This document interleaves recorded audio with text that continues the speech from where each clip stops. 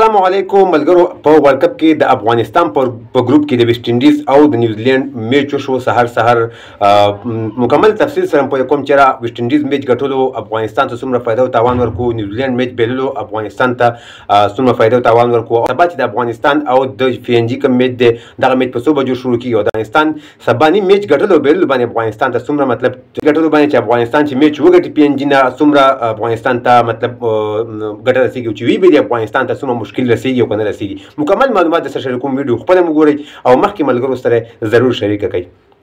راځو ملګرو داسې نه مخکې نن د ویسټ انډیز او د نیوزیلند ترمنځ میچ وشو.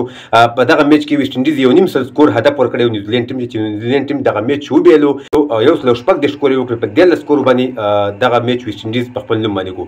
د هر څه نه مخکې اوله خبره خو دا چې ویسټ انډیز دغه میچ وکړ افغانستان لپاره فائده وکړه، نیوزیلند دغه میچ وبیلو افغانستان لپاره فائده وکړه. په دې په کوم چې دغه پوینټ تاسو ښکاري 3 میچونه وکړل، 3 باندې مسلسل وګټل او ویسټ انډیز دویم راوند ته کوالیفای وکړه، سوپر 8 ته کوالیفای وکړه. نیوزیلند میچ افغانستان په ګټه باندې دغه نیوزیلند میچ بیلل تمام شو چې افغانستان ته ډېره غټه فائده دا ورکړه چې نیوزیلند 2 میچونه وکړل او 2 وبیلل. دا د افغانستان لپاره ډېره غټه د خوشحالۍ خبره ده چې وروسته بیا که نیوزیلند 2 میچونه دي او 2 وګټي نو 4 پوینټونه بشي. سبا چې افغانستان میچ وګټي د پی ان جی نه، افغانستان خو الریډي 2 میچونه ګټلي دي، 4 پوینټونه دي. سبا چې افغانستان میچ وګټي نو افغانستان هم سوپر 8 ته کوالیفای شي او په دغه ګروپ کې چې کوم میچونه وروسته نور کیږي د پی ان جی او د یوګانډا او د ویسټ انډیز او نیوزیلند ترمنځ افغانستان ترمنځ دغه کې به افغانستان او ویسټ انډیز وتلي د نور بقایا میچونه به اسی فضول میچونه.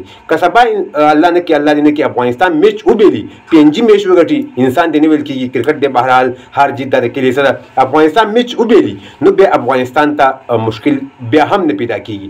په دې وجه باندې نه پیدا کېږي چې که نیوزیلند وروستي 2 میچونه هم وګټي، نیوزیلند افغانستان ته یو چانس بل هم شته د ویسټ انډیز سره میچ پاتې دی. که په 2 میچونو کې مطلب یو میچ هم وګټو په 2 میچونو کې نو که سبا میچ وبیلي ویسټ انډیز نه وګټي مطلب سبا نه میچ کې وګټو بیا خو الریډي افغانستان او ویسټ انډیز ووتل، بیا خو خبره صفا ده. که ویسټ انډیز نه پی ان جی نه سبا میچ وبیلي ویسټ انډیز نه وروسته کې بیا وګټي نو بیا هم افغانستان ووتو. که نیوزیلند بیا 2 میچونه هم وګټي افغانستان به وځي ځکه چې افغانستان به 3 میچونه وګټي او 6 پوینټونه بشي. نیوزیلند سره پاتې 2 میچونه دوی بیللي دي، 2 میچونه سره پاتې دي. که 2 میچونه وګټي او په خره نیټ وګټي نو افغانستان د هغې ډېر زیات ښه دی نو بیا به هم افغانستان انشاءالله وځي.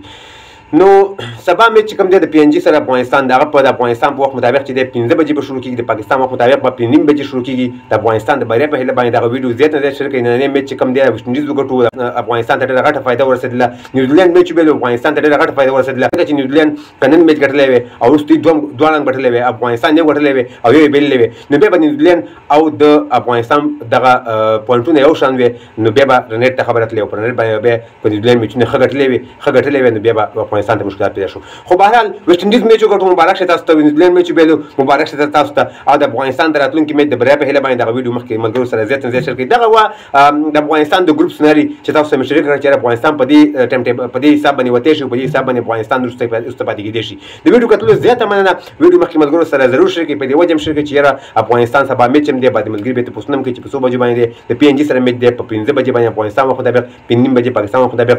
د افغانستان د بریا په هیله باندې ویډیو مخکې ملګرو سره ضرور شریک کړئ، زموږ پیج هم سره فالو کړئ او زموږ یوټیوب چینل ضرور سبسکرایب کړئ د نور تازه معلوماتو لپاره. نور ښه وخت ولرئ. د الله په امان.